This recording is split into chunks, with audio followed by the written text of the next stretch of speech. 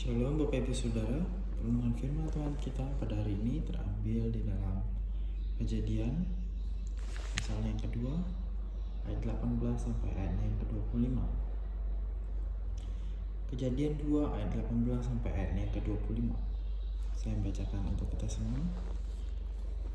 Tuhan Allah berfirman, tidak baik kalau manusia itu seorang diri saja. Aku akan menjadikan penolong baginya, yaitu sepadan dengan dia. Lalu Tuhan Allah membentuk dari tanah segala binatang hutan dan segala burung di udara.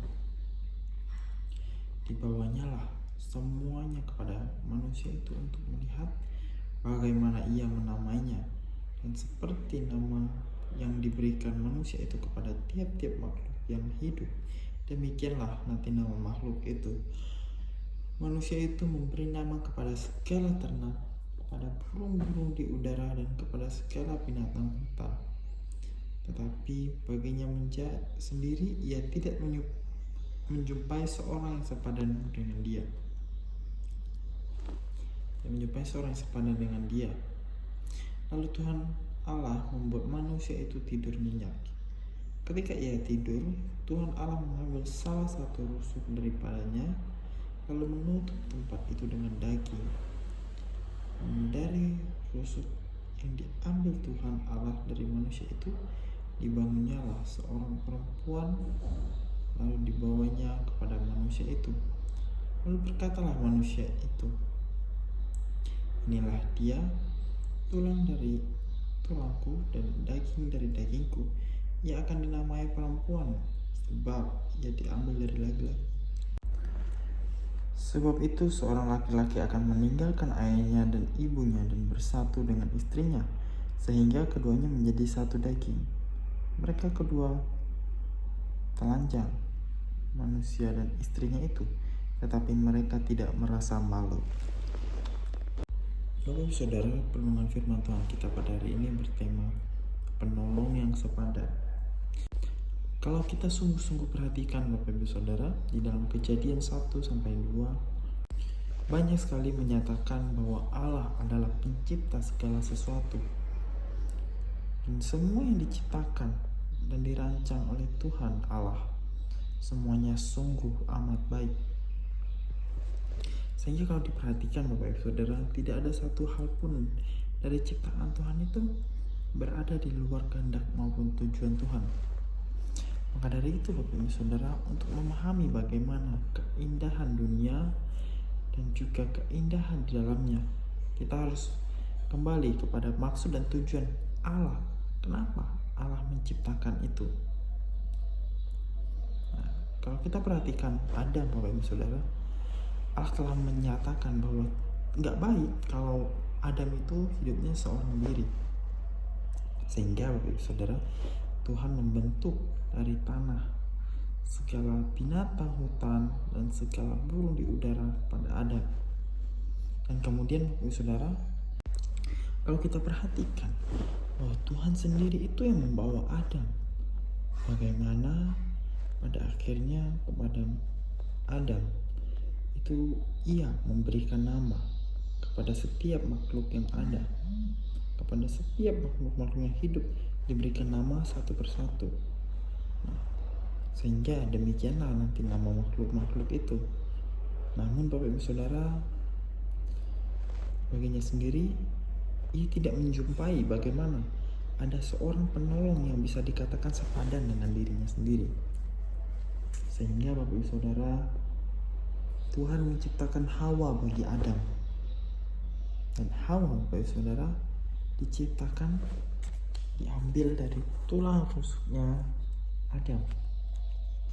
Nah, sehingga Bapak Ibu Saudara, yang terjadi adalah Adam dikatakan bersuka cita karena ia sudah mendapatkan penolong yang dikatakan sebagai penolong yang sepadan baginya.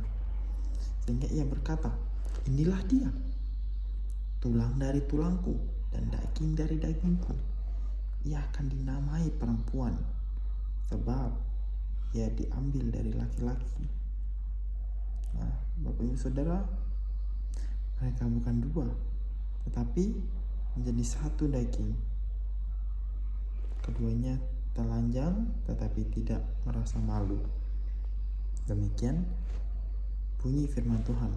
Nah, Bapak Ibu Saudara, kalau kita perhatikan bagaimana Allah menciptakan manusia dan intuisi keluarga yang pertama ini, Bapak Ibu Saudara, ini mengajarkan kepada setiap kita bahwa penolong yang sepadan itu bagi seorang suami dalam membangun rumah tangga adalah istrinya, bukan perempuan atau pria lainnya. Apalagi sampai dikatakan binatang atau hal-hal yang lain. Sehingga Bapak Ibu Saudara, firman Tuhan hari ini menegaskan beberapa hal bagi setiap kita mengenai pernikahan. Yang pertama adalah monogami. Pernikahan itu adalah antara seorang laki-laki dan seorang perempuan, tidak lebih dari satu, hanya satu pasangan. Dan yang kedua, Bapak Ibu Saudara, hidup dalam satu daging. Dan yang ketiga, bagaimana kita membangun keluarga baru.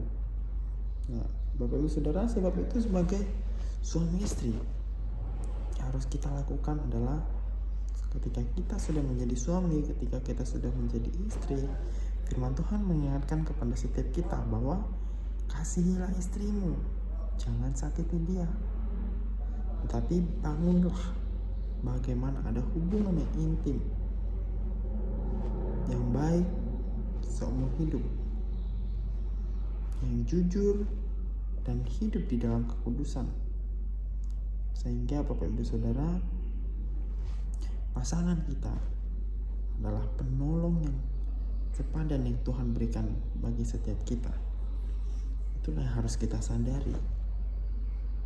Nah, Bapak Ibu Saudara, demikian juga dengan seorang istri harus menjadi penolong bagi suami, harus hormat kepada suami. Agar apa, Bapak Ibu Saudara? Agar suami menjadi kepala keluarga yang baik dan takut akan Tuhan. Nah, Bapak Ibu Saudara, demikian perenungan firman Tuhan kita. Mari bersama kita berdoa. Bapa dalam surga, bersyukur ya Bapa untuk firman Tuhan hari ini yang mengingatkan kepada setiap kami bagaimana kami harus hidup sebagai keluarga di dalam Tuhan. Biar Engkau menolong setiap kami, setiap jemaat yang sudah hidup di dalam berumah tangga ya Bapa. Biarlah para suami Bapa, biarlah Engkau senantiasa mengingatkan supaya dapat senantiasa mengasihi istrinya, dan juga sebagai istri dapat juga mengasihi suami dan juga serta menghormati suami sebagai kepala rumah tangga, sekaligus Bapa menjadi seorang penolong yang sepadan bagi suami. Biar Engkau senantiasa mengingatkan kepada setiap kami ya Tuhan melalui firman-Mu. Biarlah kami jemaat-jemaat yang sudah berkeluarga dapat hidup menjadi keluarga yang takut akan Tuhan. Terima kasih ya Tuhan, di dalam nama Tuhan Yesus kami berdoa dan mengucap syukur. Amin.